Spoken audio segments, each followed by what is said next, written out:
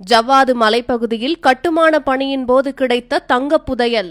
திருவண்ணாமலை மாவட்டம் கலசப்பாக்கம் தொகுதிக்கு உட்பட்ட ஜவ்வாது மலையில் அமைந்துள்ள கோவிலூர் கிராமத்தில் உள்ள சிவன் கோவில் 3ஆம் ராஜராஜ சோழன் ஆட்சி காலத்தில் கட்டப்பட்டது. இந்த சிவன் கோவில் கருவறை, திருமூலநாதர் சன்னதி மற்றும் ராஜகோபுரம் உள்ளிட்டவை சிதிலமடைந்து பல ஆண்டுகள் ஆகிறது. தமிழக அரசால் நிதி ஒதுக்கீடு செய்து தற்போது சிவாலயம் கட்டுமான பணி நடைபெற்று வருகிறது. இந்த பணியின் போது திருமூலநாதர் கருவறை கட்டுமான பணிக்காக பள்ளம் தோண்டிய போது பள்ளத்திலிருந்து 100க்கும் மேற்பட்ட தங்க காசுகள் கிடைக்கப்பட்டுள்ளது.